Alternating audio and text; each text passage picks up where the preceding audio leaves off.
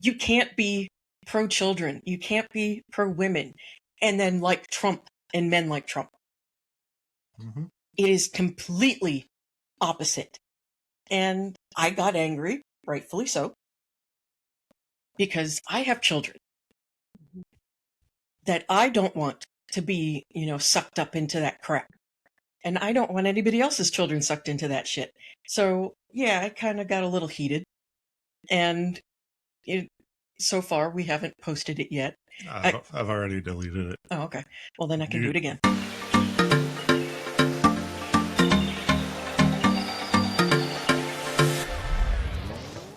Hey, welcome to Meet Me at the Spot, where pleasure meets education. This is the space where we get real about sex, relationships, and everything in between. I'm your host, Holly Eckelberger, and I'm a longtime sexual health educator, activist, and content creator. I will be your guide through conversations that blend curiosity, pleasure, and truth. Together with some amazing guests, we'll break down stigma, celebrate bodies, and learn how to embrace sexual health with confidence and joy. So get comfy because it's time for the show to get started.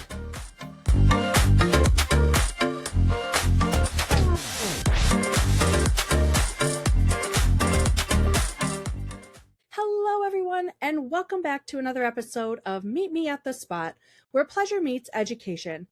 I'm your host, Holly, and this week I am so excited to share my conversation with Mike and Dory. Mike, who uses he, him pronouns, and Dory, who uses she, her pronouns, are the hosts of the Otheringpodcast, a podcast that advocates for the disabled and LGBTQ+ by providing guests a platform to share their story and speak out. Dory lives with CRPS and several other disabilities, including mental health issues. She's an ambulatory wheelchair user. Mike lives with imitating depression and anxiety. I absolutely loved being a guest on the Othering podcast, and I just knew I had to have Mike and Dory on my podcast and share their amazing story and to talk about all things around people who are disabled and people who are LGBTQ+, and especially people who live at the intersection of both of those identities. So without further ado, let's jump into my conversation with Mike and Dory. Welcome, Mike and Dory, to the podcast. I am really, really excited to have you both here. Hi, thank you. Yes. Thank you for having us. Thank you. I get to talk to you again. I know. So for folks who don't know, I had the honor and pleasure of being a guest on Mike and Dory's podcast, the Otheringpodcast. Make sure you go check it out. It'll be in the show notes to check that out and listen to their podcast. Make sure you're following them, all that good stuff. So I was on their podcast, so I knew I had to have them on my podcast. And so here we are, ready to chat with each other. The first question I like to ask all of my guests is, what got you started with the Othering podcast? Okay, so kind of a long story, but basically, yeah. But basically, I've always wanted to help people, and I wanted to be able to kind of give back and be the person that actually helps people, whether it's like medicine or something like that, just so that they know that somebody's in their corner, as opposed to the normal incidences where it always just feels like you're alone or the doctor never listens type of thing.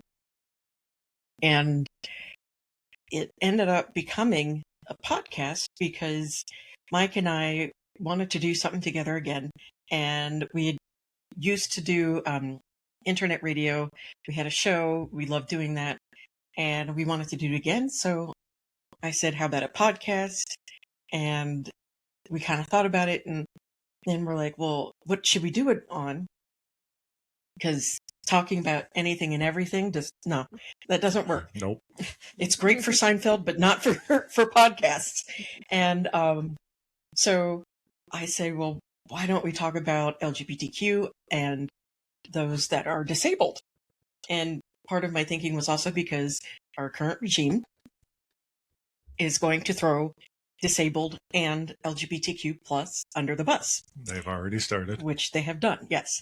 And in every single time a regime comes into power, the first ones to get hurt, to try to be eradicated, are usually LGBTQ plus and disabled people. Mm-hmm.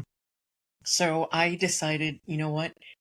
I want to give them a voice, because I feel like once you hear the stories, once you hear and see the faces and know the names, it's really hard to look at that person and say, I know everything about you, but you know what? You deserve to die. And at least for normal people. And so that's kind of where it started from.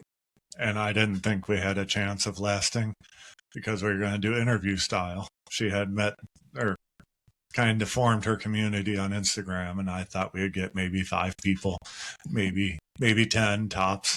Yeah, I was so wrong on that. Yeah, I thought it was going to be maybe 6 months. And here we are almost a year later, and we've got enough recorded for probably another year. Just about. That's amazing. I remember being on your podcast and you were like, yeah, your episode's going to come out in 5 months or so. And I was like, oh, okay, cool. I love that. Way ahead of planning. That's so cool. And I always love asking this question because everybody's answer is so unique and everybody's story is so unique. And I think it's really special to share that. I think it's amazing that in this time when disabled people are being silenced, when LGBTQ plus folks are being silenced, when LGBTQ plus folks who are disabled are definitely being silenced, that y'all are like, actually, no. We are going to amplify voices. We're going to be on the internet. And in the beginning, when I said y'all have to follow the Otheringpodcast, is because these two are the biggest hustlers in the best way. This is a compliment, a huge compliment. The biggest hustlers on social media. I come across so much stuff on social media because y'all are commenting on it and the algorithm brings me to it.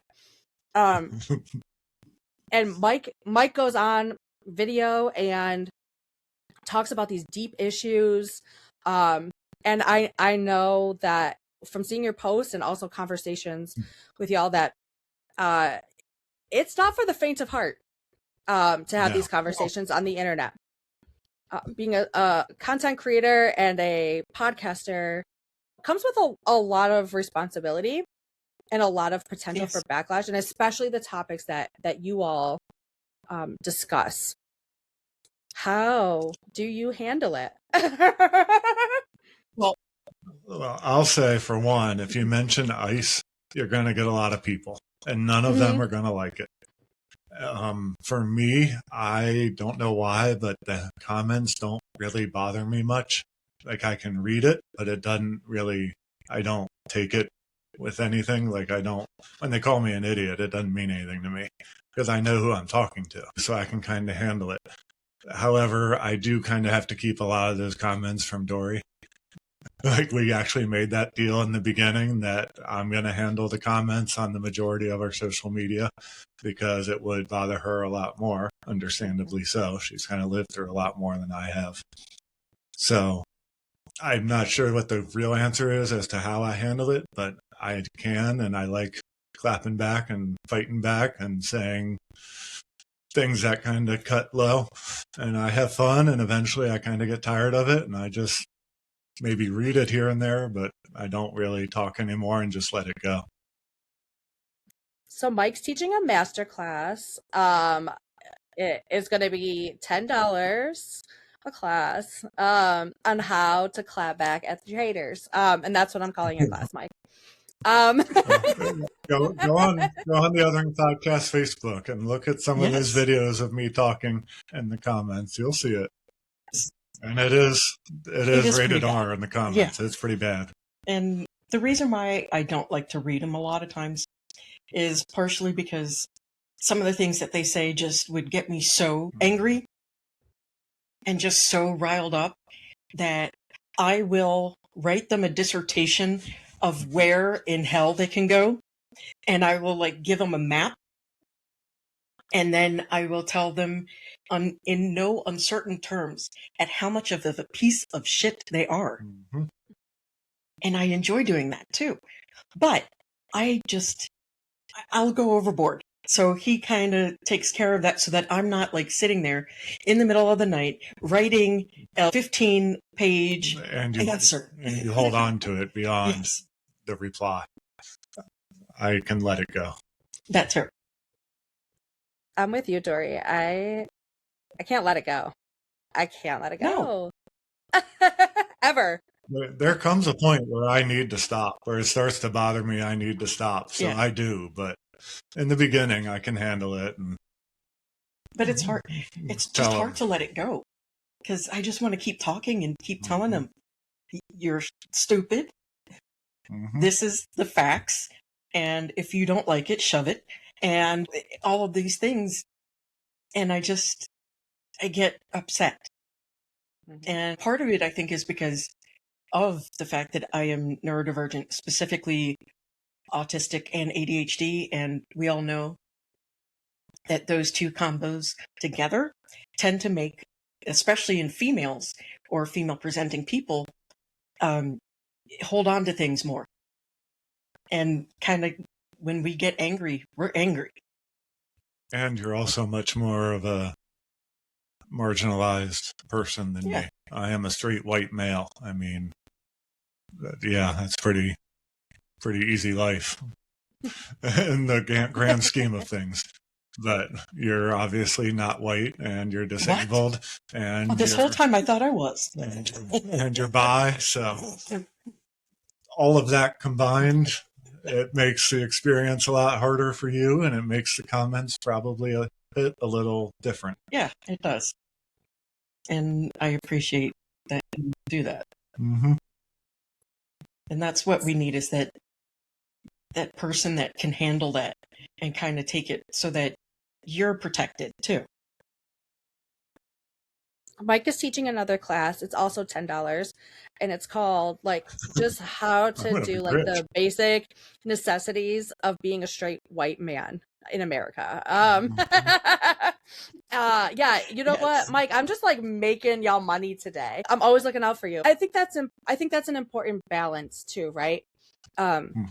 Especially because you do the podcast together, you do this work together, and recognizing where everybody's strengths kind of lie is really great.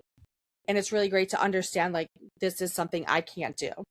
And I did not know for a long time the reason why I held on to anger and those feelings so much was because of my ADHD as well. I just thought I'm an asshole. I'm just kind of like a bitch. But yeah, no, and but it's true though. It's really hard nowadays to just advocate for basic human rights for human beings, and then have to defend or argue that on the internet.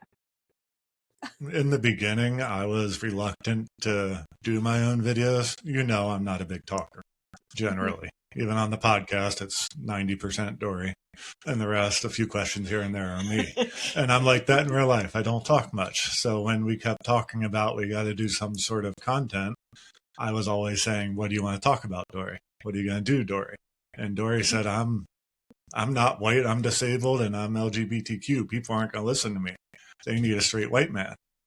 I'm like, but I can't do it. I don't know what to talk about. So my video that went viral was me telling straight white men, you need to help fight the fight.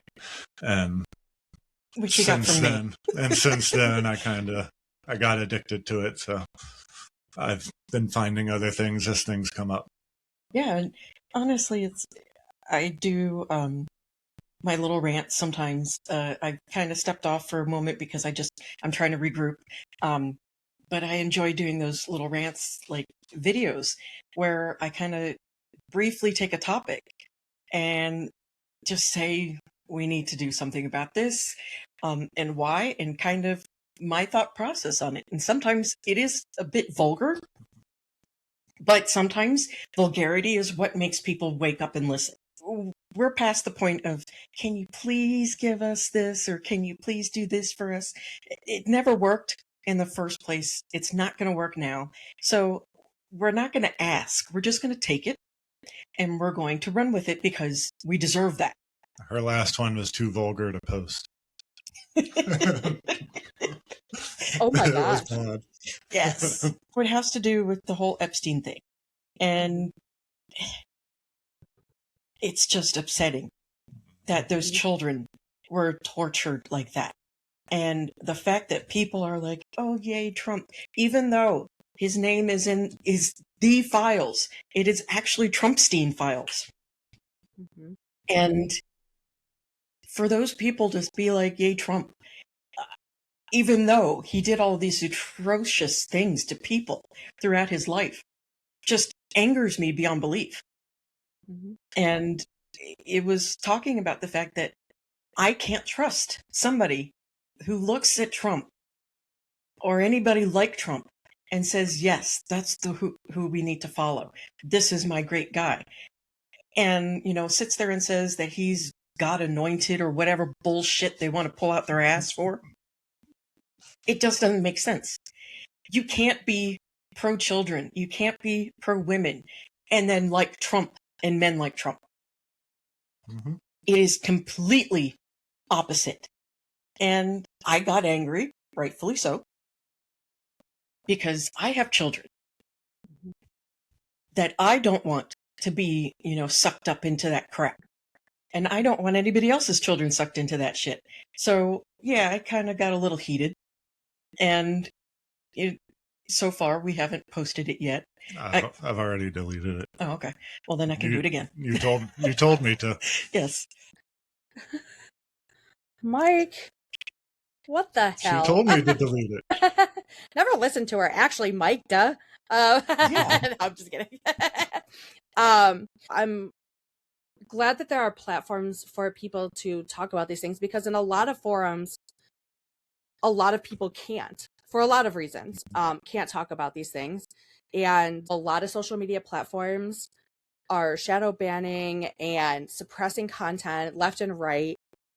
And it's a big reason why you see a big surge in podcasting, because this is a fairly unregulated media type. I mean, anybody can start a podcast and anybody can talk about what they want to talk about and put it on the internet for everyone to see, and put it out into the world. And that's an amazing thing. And it's really difficult because there are pressures to talk about these things, and it is upsetting.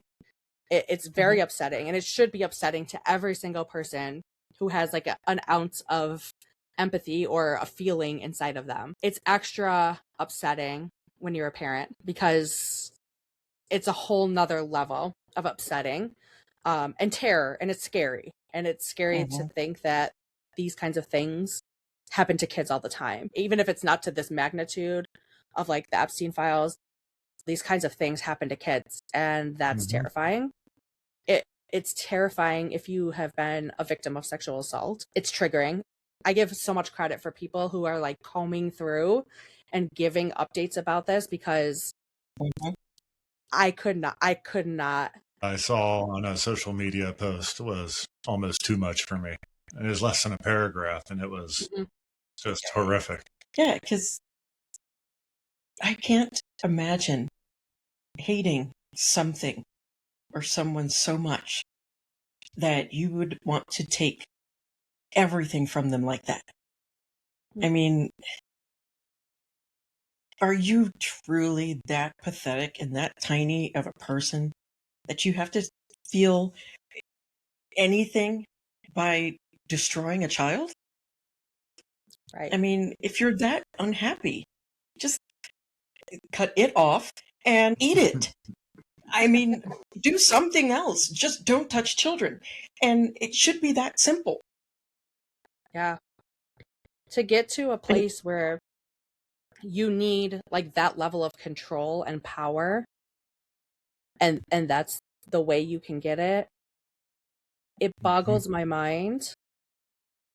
And it hurts my heart for these kids, because this is something they had to live through, and now this is something they have to relive via the internet, which I don't wish that on anybody. And I'm thankful for people who are standing up and who are advocating for this information to get released. And I'm with you on this. Like, at this point, I can't imagine how anybody can stand by and say, well, it is what it is, you know, like, and it's the same people who are like, well, Bill Clinton's in there. Okay, then charge him too. Yeah. Then charge him too. But then when Trump came out in it, it's like, they're like, oh, well, okay. What? Yeah. Right. Like, you're in a cult, babe. You're in a cult. Exactly. Yep. And I don't understand being in a cult or thinking of wanting to be in a cult. And it just doesn't make any sense to me at all. I just don't understand wanting to belong so badly that you're going to twist yourself into a fucking pretzel. Mm-hmm. It's repulsive. And if you can forgive that and be okay with that, then why the hell would I even want you to touch my money, my car, being near my children? Why would I ever want to forgive you? Why would I want you in my life as a friend or a family member?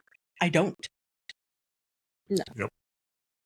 Because if you're okay with that, then that means that you're okay with doing that to your children, your grandchildren, my children, everybody else's children. Yeah, and it's the you know, the whole idea that I keep hearing about from a lot of people is like these MAGA folks who are seeing the light. Now, we should welcome them with open arms and be accepting that they finally like accepted the truth. And I'm like, that's coming from the highest level of privilege that you could ever hold on to. Because what? Actually, I see it as like devil level. I mean, that's 9 levels of hell privilege, because no, you ruined it. You completely and utterly ruined it by siding with a fucking pedophile. No, there is no coming back from that. I am not welcoming you with open arms. I'm going to thump you upside your head, and I'm going to say thanks for fucking us all over. And I hope it was worth it. And it may be harsh, it may be mean, but that's just how I feel. Don't come crying to me saying, well, we didn't know. Yes, you did. But there's a difference between Republican and MAGA. You can be a good Republican. Barely. But yes. There aren't many, but you can be. Yes. Yeah.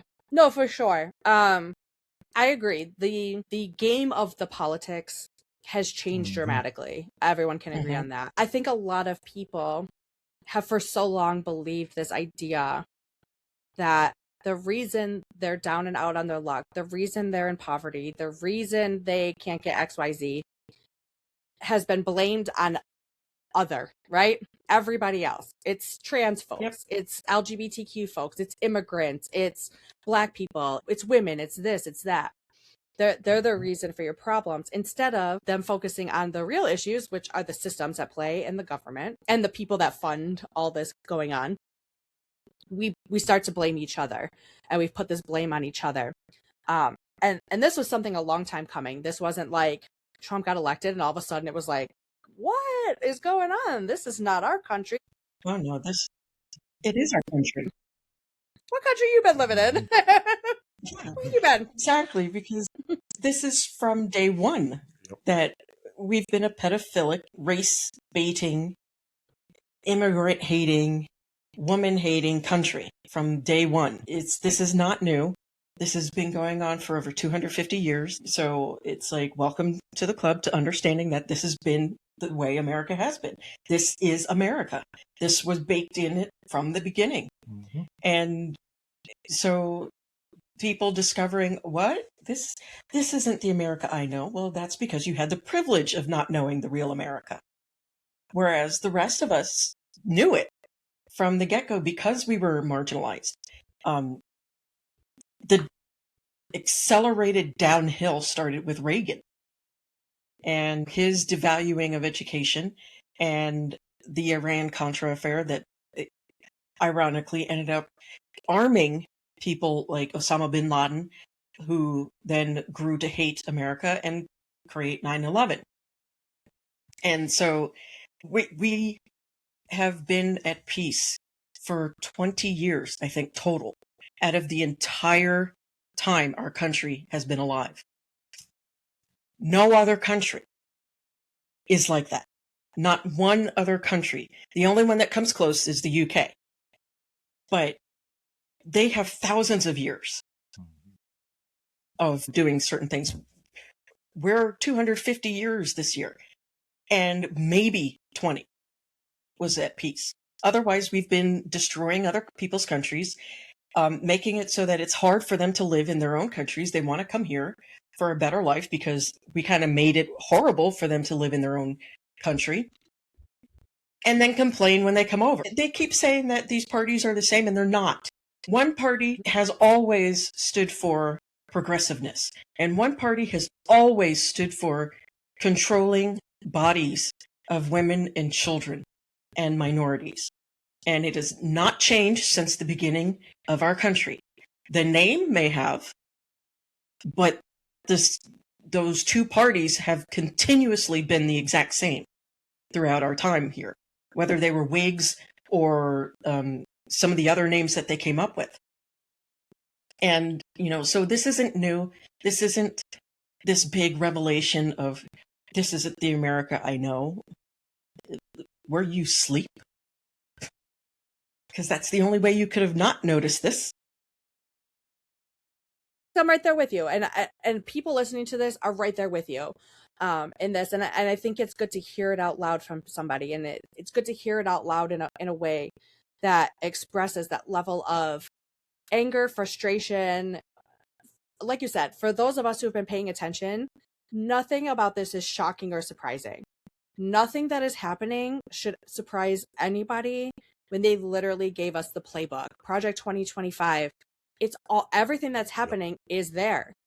Like, just look back at it, y'all. And it's right there. I think it's important to recognize for folks, as you've been saying, is that folks who have been marginalized in this country are always going to feel the impacts. People who belong to groups and they don't believe that they have been marginalized in any way, or they truly have not been, don't see themselves as being impacted by this. Often, unfortunately, too often, we see people have this like, wait a minute moment when it starts impacting them. I think it's important for folks to understand, like, you don't have to wait till things happen to you to care. You shouldn't wait till then. When you wait for it to happen to you before you care, it's already too late. You can't turn it back. And I'll admit, I was like 2 years ago, I was exactly who you were talking about. I don't want to be political. I don't want to talk politics, and it's not happening to me. I'm fine.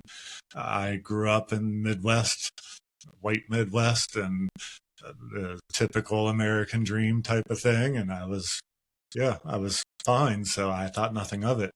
But I've learned a lot. It is possible to change. So if you're listening and you haven't quite gotten to that point yet, you can. And do it now before it's too late. And community is the best thing that's ever happened to me. These people I've met, including Dory, but they are what taught me. I said I was going to take over the world. And what she meant, Mike, was your world. She's taking over your world.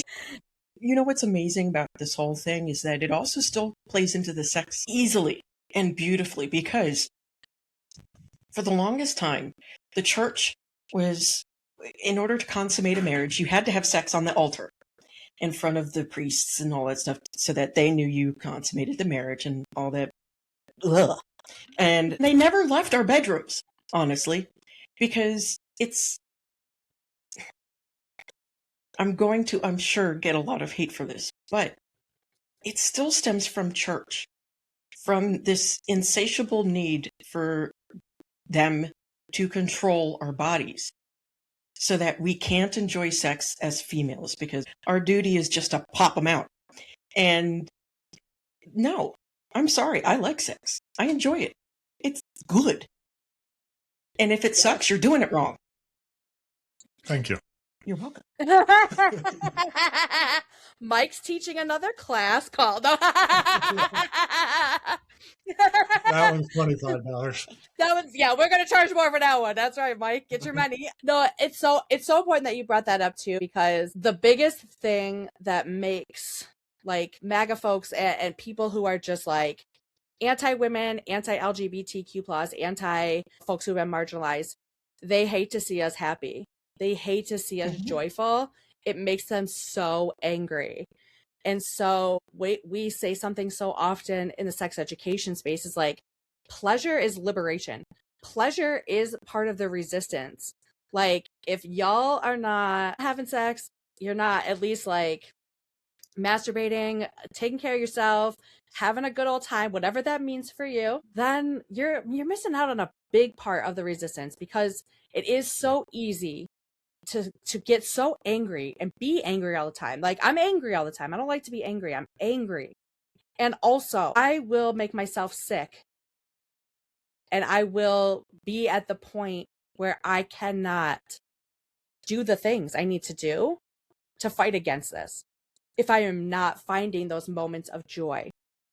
It took me a long time to realize that. It took me a long time to figure that out, especially when I started in like activism work and things like that. I'm like, I'm not allowed to have joy. I'm not allowed to be happy. That's not good, but it's important. It's necessary to find it. Yeah. And that's how minorities have survived over 400 years of subjugation and slavery and lynchings and all of that stuff, is not to sit there and say, let's sing Kumbaya and it's all over now. Of course not, because Kumbaya is a terrible song anyway. You find what you can make humorous. Of course, lynching isn't funny. Of course, slavery isn't funny.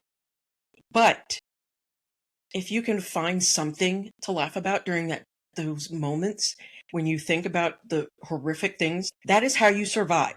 And that is how you keep going, and how you can keep finding that hope, because somebody else makes you laugh and you make somebody else laugh. So you amass this whole thing of laughter and joy and love and all that stuff. And I didn't understand it for the longest time either. And then when I started getting overly angry myself, and then I started finding community and then finding the laughter and all that stuff, it's just like, I get it. I understand it now. And that's how you survive. That's how we get through this. Yes, absolutely. I love that you and Mike mentioned it earlier too, have brought up this idea around community. I know it's been my experience, and just from hearing y'all talk too, and I've heard it kind of mentioned. So I'm hoping it's been your experience too in interviewing guests, is getting the opportunity to build that community, to build your network, to find your people, because it's not always easy to do so. No. I would love to chat a little bit about your experience in building that community and some of the positivity that has come from that experience for y'all. I'll start. Yes, because your voice gets all the ladies happy. No, because mine's much quicker. That's why. For me, like I said earlier, it's taught me a lot. The community, the podcast, all of it has really taught me a lot. It's affected me in a lot of good ways. So that's a big thing. And then, like you were saying, they're always there for you, it seems, with this community. They've got your back. They don't just talk to you once and then they're gone. They've got your back coming later. I mean, on that recent post on Facebook that we talked about earlier, one of our old podcast guests came on and said, I'm sorry that their people are so crappy, but I support you and thank you for speaking out. So, I mean, they've always got your back, and they're just great friends to have. Even if you don't really talk to them on the regular afterwards, they're there. That's how you know you have a true friend, though, is that you can go days, months, weeks, years, whatever, and then pick up as if you've never stopped talking. That's when you have a true friend. And honestly, having this platform and, talking to so many different people that are of both groups and other groups too, it just amasses this wonderful group of people that for the most part are so loving and caring and truly amazing people. And again, I like promoting them because how do you say to them, you don't deserve to be here? When they make you laugh and they make you see the beauty that is so hidden from us growing up, especially during the time that Mike and I grew up, is seeing that is just amazing.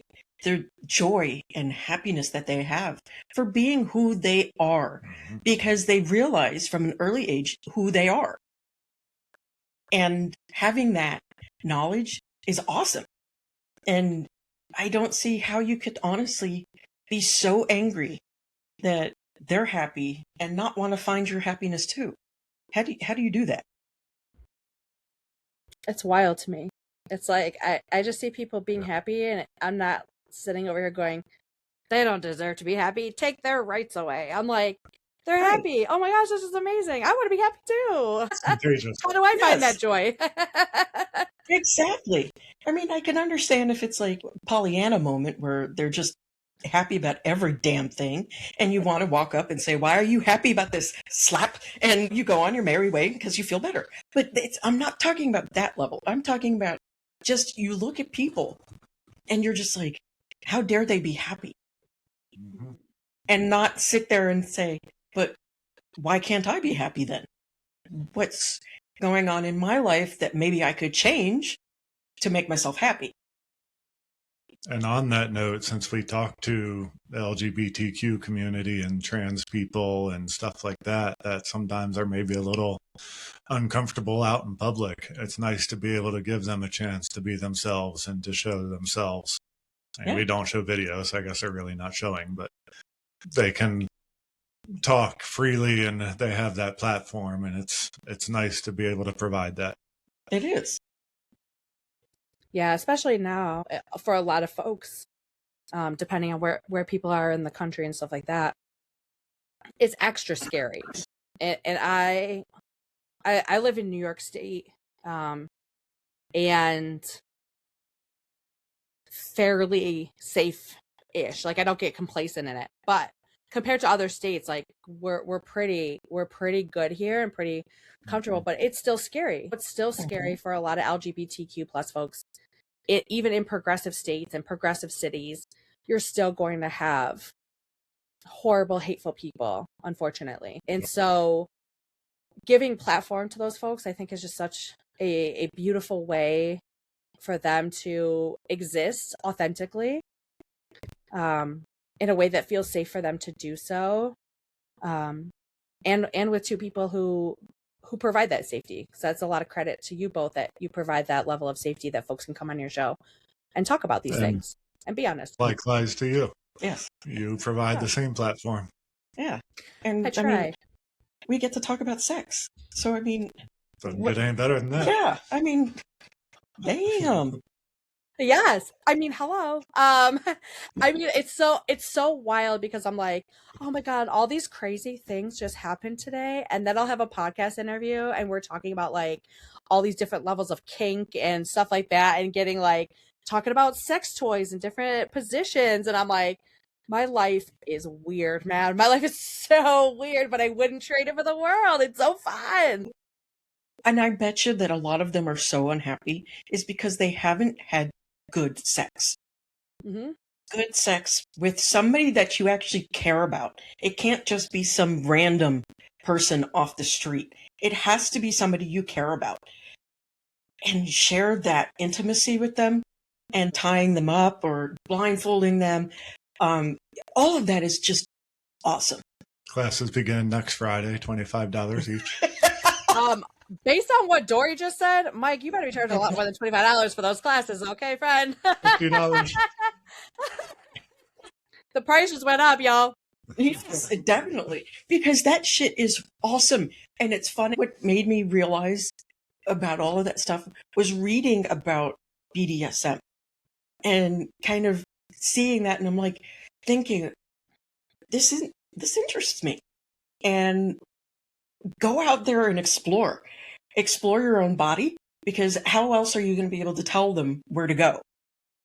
and how to please you, because it's all about pleasure. But try different positions, try different lubrications, try the pillows, try the handcuffs, try everything. Find what you enjoy, because I think that that's also where it starts, and where we can kind of shift the narrative from controlling everybody's body to finding what everybody likes.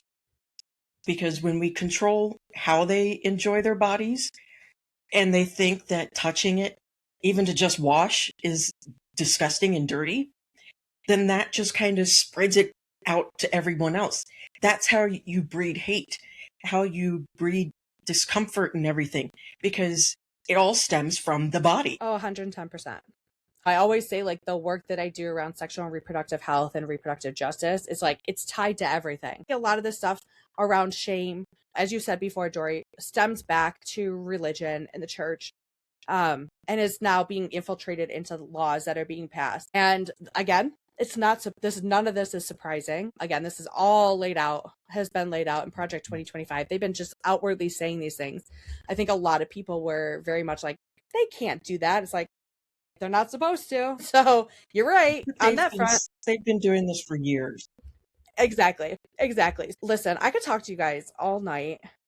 Yes. Because you both are absolutely a delight. And so we have to do my least favorite part of the episode, but we'll be in talks. Oh yes. But I always like to ask my guests before we wrap up, what's a piece of advice you would like to impart on all the listeners?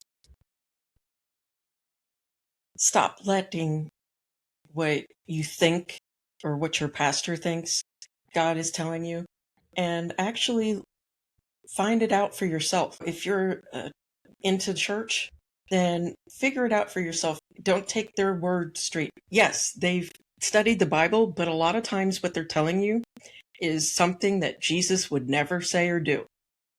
And always think about that. And if you're not allowed to question, you're in a cult. Get out. Explore your body. Explore books. And honestly, it will set you free. My tip is be kind and have a little bit of empathy, and don't be an asshole. Yeah. And don't be nice. Be kind. There's a difference. Look it up. Mm-hmm. Yes. I love it. Thank you both for taking time to be on the show. I appreciate you so much, and I appreciate our conversation, and I appreciate all the work that you all do, the space you create on your show and on social media. It's just so appreciated in this world, and you both are just amazing at what you do, and I thank you for it. Thank you so much. Yeah. Thank you. It means a lot. And thank you for letting us come on your show. All the ways to connect with Mike and Dory are going to be in the show notes.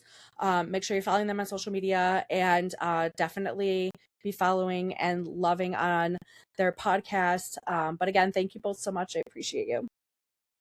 We appreciate you. Thank you so much.